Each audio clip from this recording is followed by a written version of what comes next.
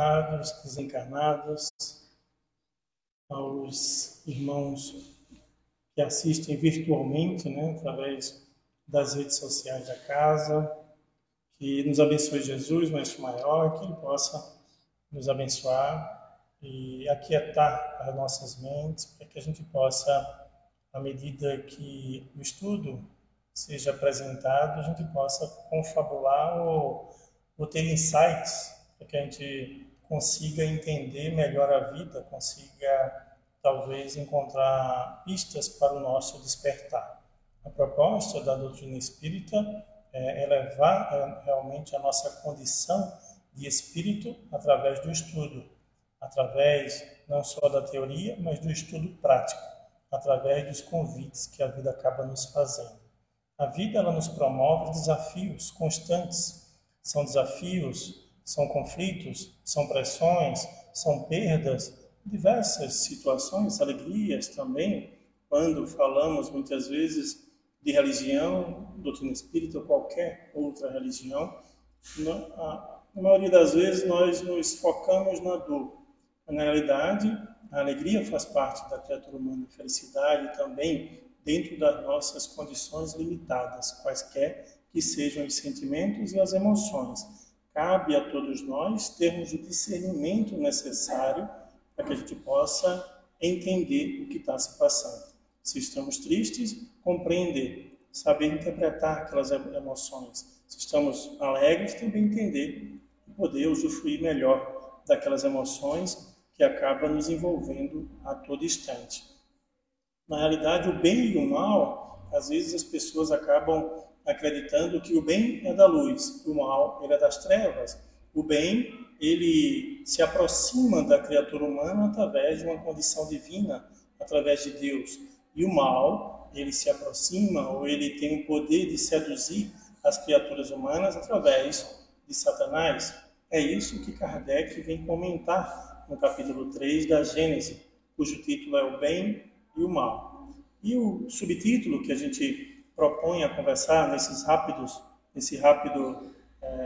breves minutos, na realidade, que eu já olhei aqui a hora, 20h20 já é para encerrar, né? Essa pressão que fica, né? Mas, na realidade, essa condição humana, né, de maldade, essa condição humana ainda de tatear ou andar ainda nas trevas, nada mais, nada menos do que a nossa condição de inferioridade ainda. Emmanuel, no livro Construção do Amor, no capítulo 10, ele vem dizer que o mal reside na furna da ignorância. O mal, ele está na ignorância da criatura humana. Quando nós nascemos, nós fomos guiados pelos instintos. O instinto acaba sendo prevalente. Ele prevalece na criatura humana. Ao longo de nossa caminhada aqui na Terra, ao longo das reencarnações, nós vamos adquirindo habilidades e competências que podemos chamar de inteligência. E a inteligência ela vai sobrepondo o instinto. E a partir daí a gente vai tendo condições de viver conscientemente, tomando algumas decisões. Ao invés do instinto tomar essas decisões, a inteligência acaba tomando essas decisões. Infelizmente, ainda o mundo ele está no segundo grau de escala evolutiva e isso não permite que a criatura humana ainda tenha ou já tenha a inteligência necessária para ter uma condição de espírito superior ou de espírito puro, uma consciência de espírito superior, uma consciência de espírito puro, uma consciência realmente de fato que faça com que ele entenda o que está se passando consigo, com o outro e com a vida. A gente ainda não tem essa condição. Nós temos uma grande preocupação, por exemplo, tem um sociólogo canadense, Edwin Goffman, que ele tem um livro fantástico, que é mais ou menos o encontro do eu, o resultado do eu na vida cotidiana. E ele vai dizer que a criatura humana, ela perde um grande tempo, ela despende uma energia tamanha ou uma força gigantesca em tentar controlar o que os outros pensam dela. A criatura humana, nós, temos um medo muito grande da percepção do outro sobre nós. Por isso, esse sociólogo diz que essa energia e esse tempo que a gente perde é, na realidade, tentando controlar a nossa fala e o nosso comportamento. Então, a toda hora nós estamos tentando controlar o que eu falo e como eu me comporto. Em determinadas situações, seja em um grupo religioso, seja em casa, seja no trabalho, seja na escola, na faculdade, e de fato nós perdemos um grande tempo. Ele diz que isso pode ser consciente ou inconsciente. Então nós vivemos, na realidade, como se diz, talvez um ditado popular, usando máscaras, mas muitas vezes inconsciente, porque a gente tenta se controlar. Já viram em algumas situações onde a gente está conversando, ou a gente está se apresentando, e a gente tenta se apresentar da melhor forma. Se a gente cair, se a gente levar tem uma casa espírita que eu vou todos os meses em Sorubim, e a mesa fica aqui, o local de falar fica do outro lado. E tem muitos fios, assim, nesse caminhar. E toda vez eu contei, uma das vezes que eu fui para lá, meu maior medo, quando eu venho aqui, é tropeçar aqui, cair, virar para o outro lado, e eu não sei se eu ia embora ou se eu fazia palestra. Então nós temos, isso é um exemplo simples, né? Mas do medo que a gente tem, de fato, do que os outros pensam de nós. Quando alguém está rindo ali, um grupinho, a gente pensa lá, poxa, estão rindo de mim, estão falando de mim. Se a gente chegar no local de trabalho e alguém disser, fulano está falando de você, perdeu o dia. A gente perdeu o dia. Esses dias, um colega estava comentando que teve uma reunião na empresa na qual ele trabalha viajando e tal, mas teve uma reunião e alguns rumores que ia haver uma demissão no setor dele, e seria provavelmente ele. Então ele passou uns 2 a 3 meses tenso. A ansiedade realmente prevaleceu, e aí natural da criatura, natural de todos nós. Todos nós temos, quando nós estamos aqui falando, nós não estamos falando em uma condição que nós já alcançamos. Estamos falando em uma condição de igual, né? Se não pior, do que muita gente, né? Mas isso é natural, a ansiedade, bater o medo, a tristeza, aquilo outro, porque nós temos contas a pagar, ele tem família, tem isso, tem aquilo outro, então ele ficou uns 2 a 3 meses ali um pouco perturbado, mas de repente não houve demissões na área, no setor no qual ele trabalha, ele deu uma aliviada. Mas foram 2 meses, talvez, de energia despendida, né? 2 meses cansado, 2 meses sem dormir direito, né? 2 meses que o preocupou bastante. Então, o efeito externo, né, desses rumores ou da vida lá fora acaba afetando uma vida interior. Tudo isso fruto da ignorância da criatura humana. Nós ainda vivemos na ignorância. Se nós tivéssemos uma visão mais apurada da vida, nós teríamos uma condição melhor de compreender tudo que se passa conosco. Mas nós ainda nessa inferioridade temos ainda talvez esse defeito, né? Porque isso ainda nos impede. Mas talvez defeito não seja a palavra correta, mas nós ainda estamos caminhando, tropeçando. Precisamos levantar os olhos e começar a entender melhor a vida espiritual, porque quando se a gente conseguir viver tal qual uma visão de espírito que nós somos, talvez os abalos desse mundo não vão interferir na nossa caminhada. Se nós tivéssemos essa condição. Imagina, vamos dar um exemplo, que ao deitar nós tivéssemos um sonho consciente, um desmembramento, né? Uma saída do corpo consciente. Vamos supor que alguém aqui tivesse essa habilidade.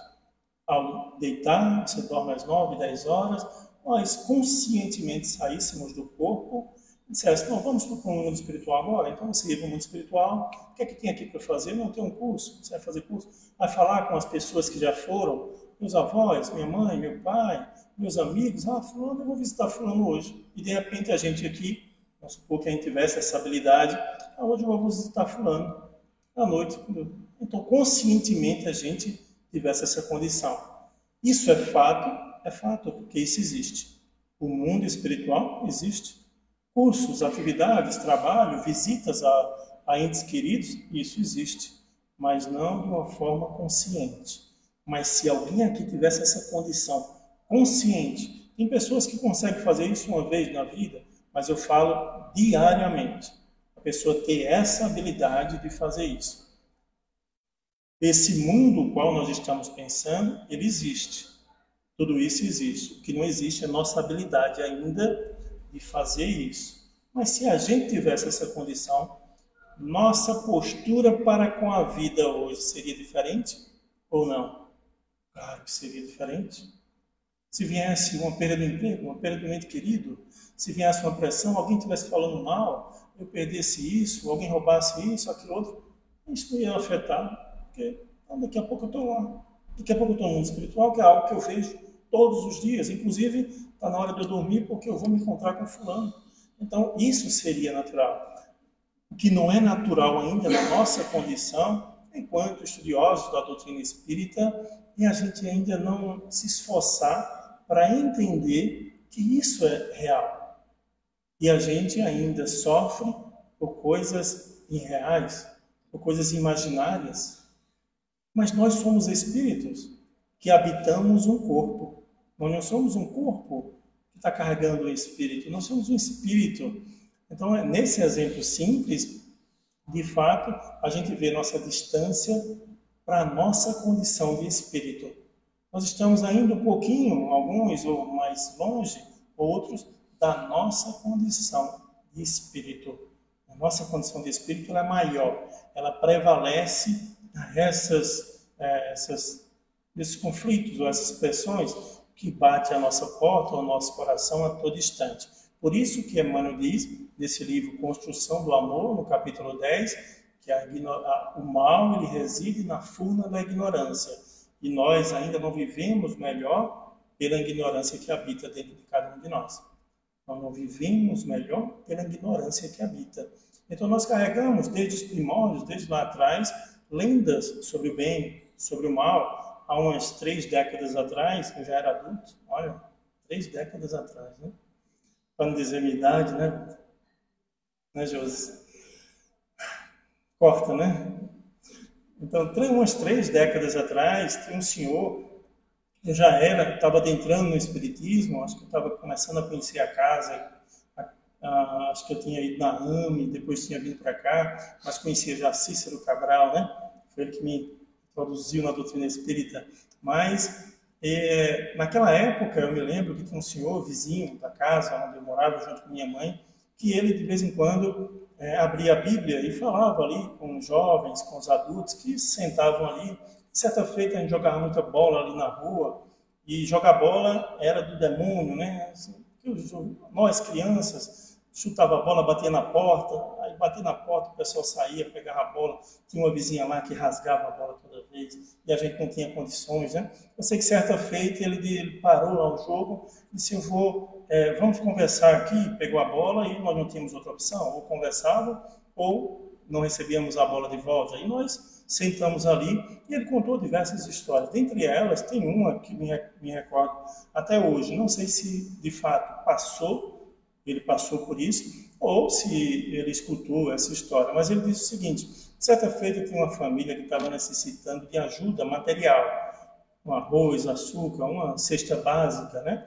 Naquela época não se dava esse nome, né? Mas uns alimentos. E de repente chegou um grupo vestido de branco, que levava consigo um saco de mantimentos e doou a essa senhora. E esse grupo se intitulava como espíritas. Eles eram praticantes do espiritismo, eles eram adeptos, né, do espiritismo, eram espíritas, segundo esse senhor. E aí ele disse o seguinte, o Satanás, ele faz o bem, mesmo sem querer, ele faz o bem por ordem de Deus. Só está vendo? Os espíritas, né, eles foram lá e deram uma ajuda para essa senhora que estava necessitando, de fato, de ajuda, mas veja como é o poder de Deus. Até o Satanás se curva perante Deus. Mais ou menos essas frases que ele acabou utilizando. E aquilo ficou no meu inconsciente ou no meu consciente, né? De fato, é o Satanás o que ele é. Ele é uma entidade criada, tal qual Deus, que tem o mesmo poder. É isso que Kardec comenta no início desse capítulo 3 da Gênesis. Se ele foi criado igual a Deus, teria que ter alguém ter criado os dois, né? A gente até não tem nem a noção do que é um ser que não tem começo nem fim. A gente tem uma compreensão vaga do que é Deus. O que é Deus? É um Criador? Deus é um nome que nós temos, é o Criador, o divino, o sagrado. Nós não sabemos de fato. A doutrina espírita diz que é a causa primeira de todas as coisas, né? A causa primeira de todas as coisas, né? Uma fonte inteligente de tudo. Então a gente fica ainda sem entender como é algo que não tem início. Nós não compreendemos, né? Que não vai ter fim. Essa semana eu estava falando com uma colega minha, era bom quando a gente chegasse aos 30, a gente congelasse, né? E aí, agora, pode ir para os 80, mas com a carinha de 30, né? Seria bom. Então, até aí dá para entender, né? Aí a gente entende. Mas que não teve início é preocupante. Então, o que Kardec comenta é impossível alguém ser criado junto de Deus, porque seria uma briga. Uns faz, outro desfaz. Uma briga para conseguir alguma coisa. Mas, diz o dito popular, que o Satanás era um anjo que chegou a uma condição de um espírito superior, porque ele era anjo, e depois ele se rebelou. Ele se rebelando, ele conseguiu, né, passear pelo mundo com poderes que a gente não sabe de onde vem, fazendo mal a todos e levando uma grande maioria das pessoas a queimar no fogo do inferno. Ele não vai queimar, quem queima é os outros. Então, veja que poder que ele tem, né? Porque se ele fosse queimar também, tudo bem, mas ele não queima, né? Quem queima é os outros, eles ficam só olhando. Então ele teria esse poder, e aí Kardec vai dizer que ele cita, inclusive, o capítulo 10 do livro Céu e Inferno, né? Sobre os demônios. Ele vai dizer que existem muitas lendas, muitas mentiras, muitas histórias mal contadas a respeito de Satanás. Então, de fato, o mal ele existe, ele tem uma causa, mas essa causa não é divina, segundo Kardec. Essa causa ela não é divina, essa causa é humana. E aí a gente remete a Emmanuel. É humana porque está ainda na ignorância das nossas mentes. Existe o mal, de fato, ele existe, mas é fruto ainda, né, da nossa falta de compreensão sobre a vida. E aí o mal ainda prevalece em um mundo de provas e expiações. O mal, de fato, né, ele prevalece, ele está na criatura humana. Nós só acreditamos ou só compreendemos o mal como assassino, né? Pessoas que roubam, pessoas corruptas. Isso aí são grandes feitos do mal. Mas existem tantos maus que estão nas entrelinhas ou invisíveis, que talvez passam invisível por nós quando a gente julga alguém, quando a gente não escuta alguém, quando a gente não ajuda alguém. É o mal. O que é o mal? É tudo aquilo que nos afasta da lei de Deus. Tudo aquilo que nos afasta do caminho reto, do caminho que possa nos auxiliar da caridade, né? Daquele benevolência, indulgência e perdão, tal qual descrito no Livro dos Espíritos. Então, tudo aquilo é um mal, porque está me afastando de um caminho do bem. Se eu julgo alguém, isso aqui está me gerando um mal por dentro. Kardec, nesse capítulo, ele vem nos dizer que existem os mal, todos aqueles males que acabam vindo da natureza, que é males que talvez sejam evitáveis, e males inevitáveis. Até esses males advindos da natureza, Deus promove para a criatura humana a inteligência para que ele possa trabalhar. Um exemplo simples, né, remetendo a esse capítulo 3 do livro da Gênesis, é o Japão, por exemplo. Nós temos aí o Japão, que foi construído ali em cima de algumas placas tectônicas, e é terremoto a todo instante. Mas a inteligência humana permitida por Deus para que isso consiga ser amenizado. Então, Kardec diz, nesse capítulo, que a criatura humana ela vai aprendendo com os males da vida. Inclusive, né, é porque eu vou falando uma coisa e vou lembrando outra, né, mas vou deixar isso para depois. Mas ele diz que todos esses males, a espiritualidade divina promove a inteligência da criatura humana para que ela possa não só amenizar, mas muitas vezes neutralizar aquilo. A NASA, por exemplo, agora há pouco, acho que foi finalzinho do ano passado, ela tem uma sede na Universidade do Havaí e ela e tem uma ciência chamada Ciência das Causas Naturais, que a NASA está aí constantemente estudando cataclismas, enchentes, maremotos, terremotos, tsunamis, eles ficam ligados nesse sentido. E eles dizem que na década de 30, 2030, faltam 7 anos para a gente chegar nessa década, o mundo vai passar por enchentes. O mundo vai passar por grandes enchentes, segundo a própria NASA nos diz. E aí essas enchentes, eles descobriram há uma década, né, quer dizer, 2020, eles descobriram isso. Divulgaram agora há pouco, mas já estão trabalhando para fazer com que isso se amenize. Tem inclusive, agora há pouco, a própria NASA está mandando uma nave, um satélite, para testar um foguete para desviar um meteoro. Não sei se vocês viram essa notícia. Um meteoro vai passar próximo da Terra, próximo, quando eles falam próximo, muito distante. Mas eles vão testar um mecanismo, né, que é um foguete que eles vão lançar para tentar desviar a órbita daquele meteoro e ele não alcançar.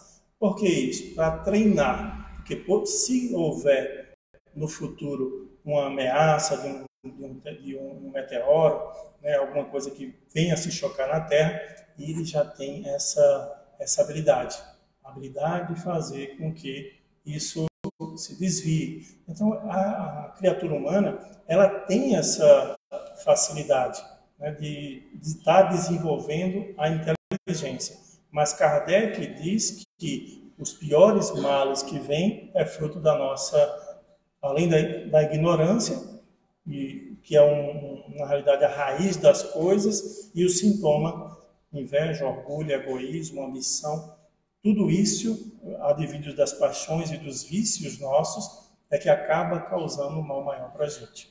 Kardec, no item 5 desse mesmo capítulo, ele vem nos dizer que o mal, ele é necessário, o mal nesse sentido, que a gente chama de mal, mas na realidade são as provas, são as expiações, que a gente não se safa delas. Nós precisamos passar por elas, naturalmente. Esse livro, a Gênesis, ele é interessante, inclusive esse mês completa 155 anos, né?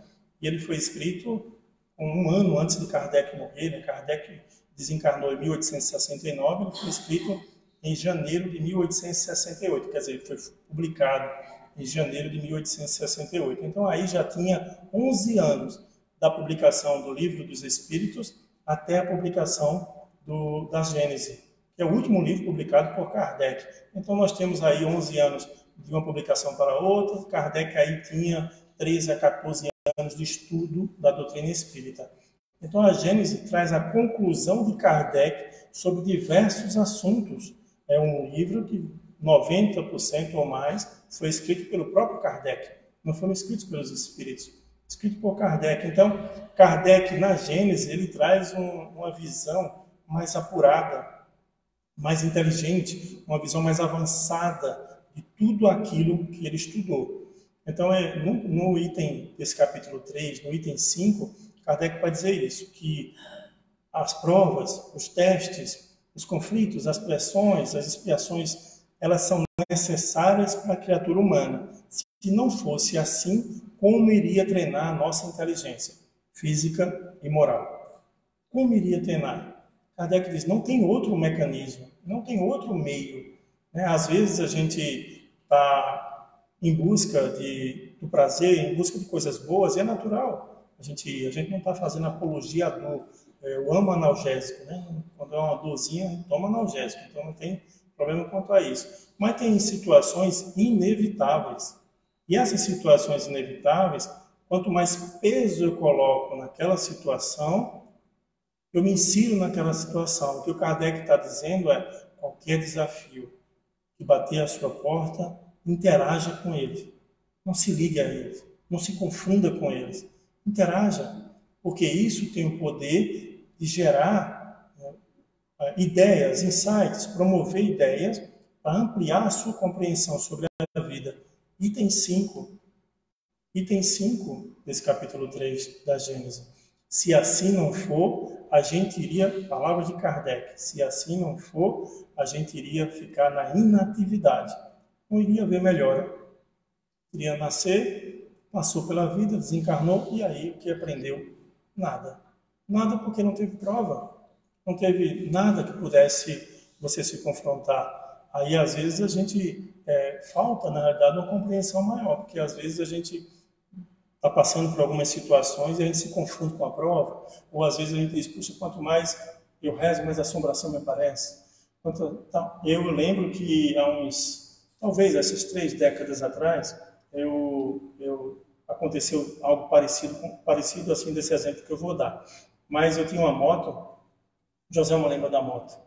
Então eu tinha uma moto, não sabia andar direito na moto, caí na moto aqui no centro.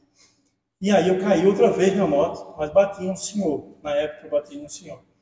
E aí depois apareceu uma moça lá, um anjo que me ajudou e foi lá e ajudou.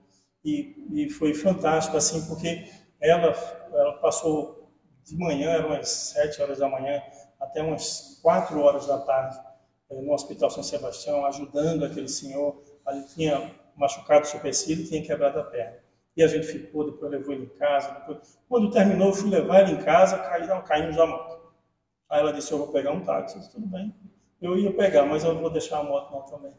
Aí fui, aí desaproveitar, ela pegou um táxi, eu estou livre, eu vou comprar as peças da moto. Aí fui comprar as peças da moto. Moto, quando cai, já quebra aquelas coisinhas. Quando eu cheguei de frente, uma loja que ficava de frente dos Correios, não sei se fica ainda, que eu fui baixar a moto para sair, eu esqueci de baixar o pedal. Aí a moto, puf, caiu de novo. Aí eu disse, hoje o dia não dá. Aí comprei as peças, quando eu ia para casa, um carro veio, quase que batia, não bateu, mas aí isso foi próximo do quartel, esse último episódio. Aí eu fui empurrando a moto para casa. Eu vou empurrando, porque aí naquela época eu pensei, puxa, vou ficar uma semana em casa aqui, né? O pessoal fala, toma um banho de sal, né? Faça alguma coisa nesse sentido. Mas aí eu disse, puxa, tudo de ruim está acontecendo. Não, eu sou felizado. Será que eu pedi isso? Não, não é possível que eu tenha pedido isso, né? Mas a gente acaba se confundindo. Aí essa semana passada, eu fui levar as crianças na última semana de aula, né? Do ano passado. Né? Aí eu fui levar as crianças para o colégio. Na realidade, era uma festividade já de últimos dias ali. E aí eu fui no carro da minha esposa, ela de lado, e que a gente resolveu um negócio na rua.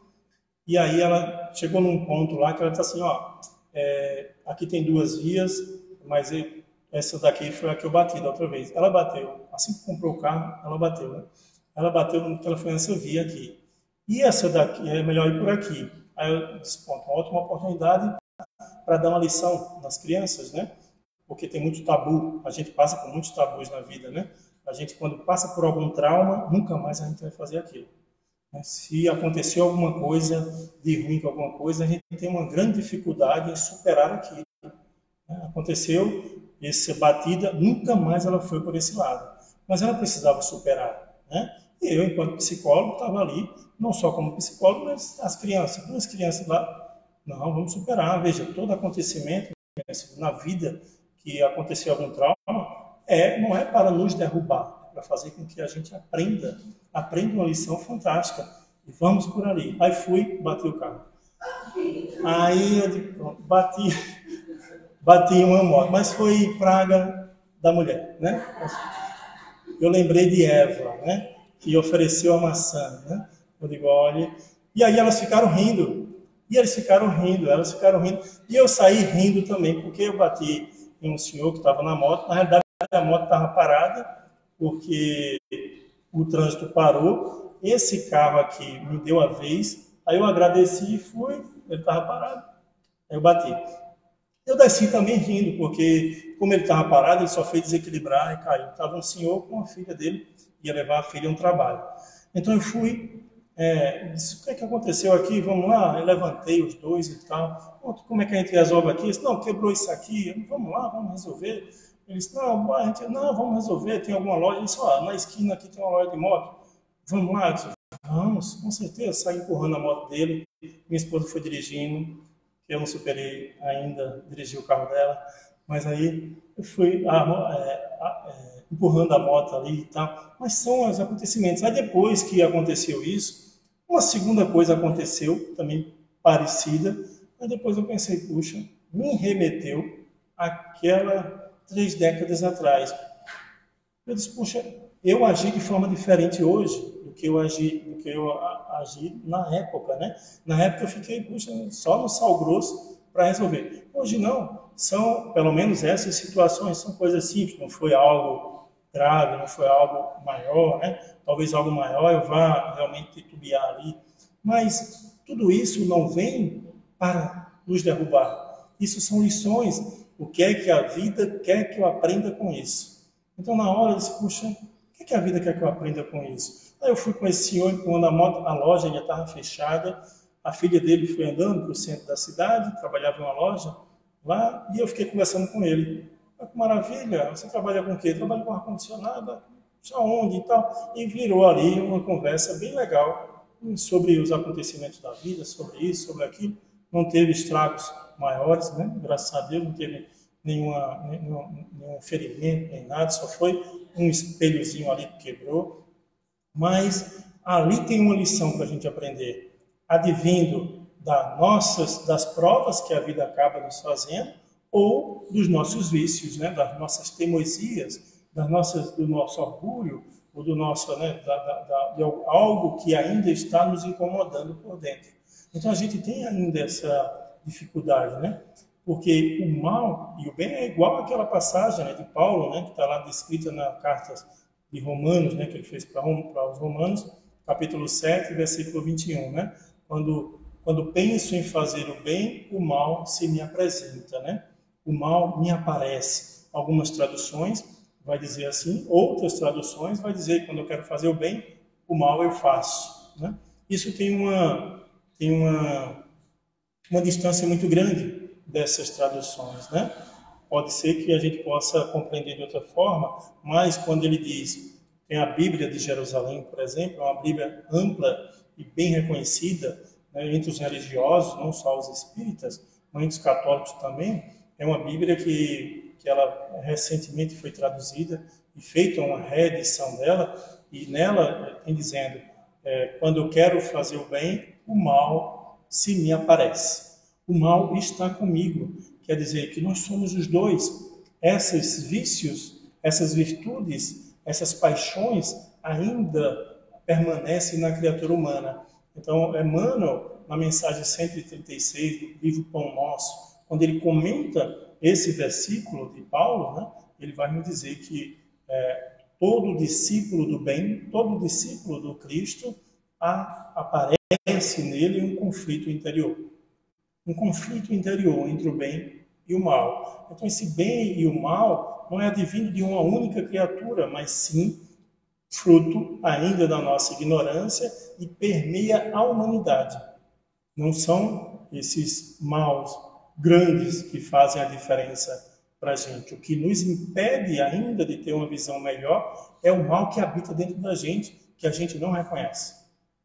A gente tem uma grande dificuldade em reconhecer, em perceber, né? As nossas emoções, como falamos no início, né?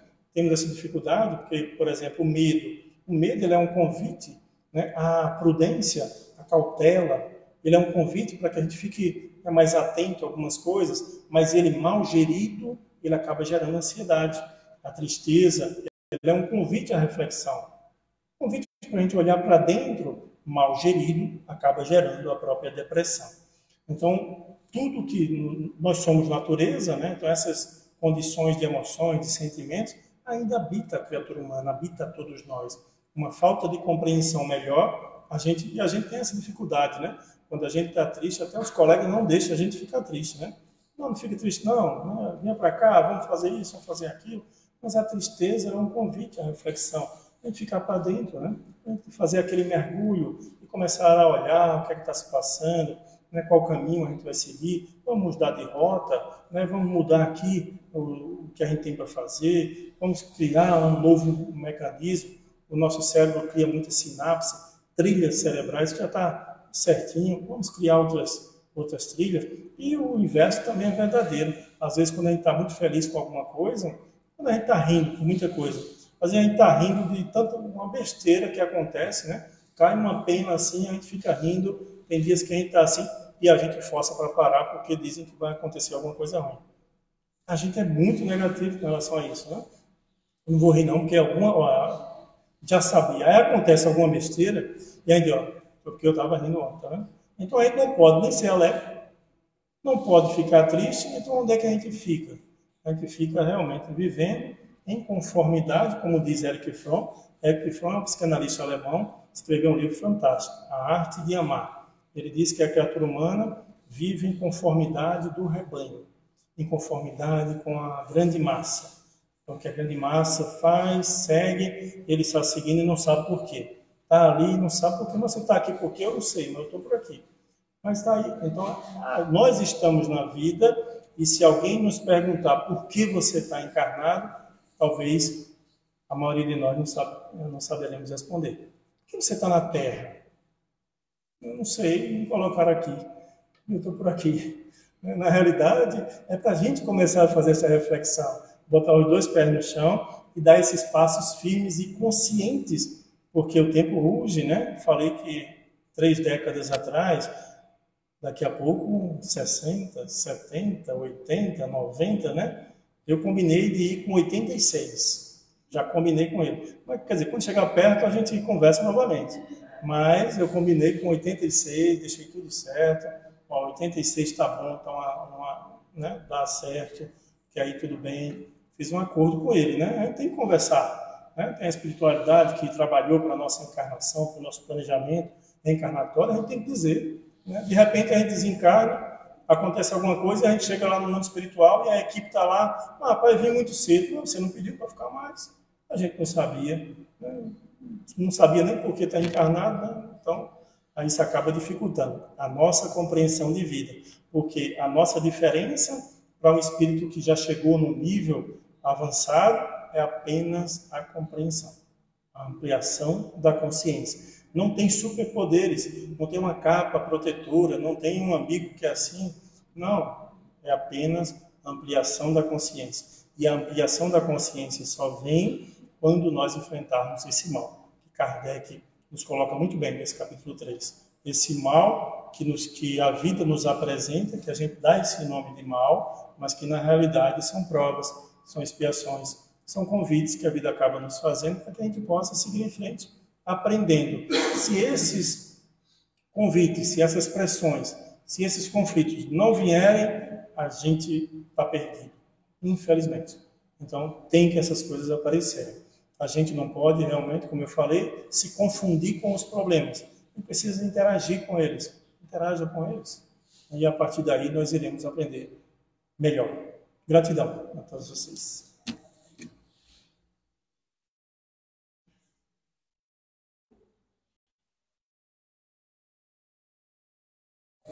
Beleza?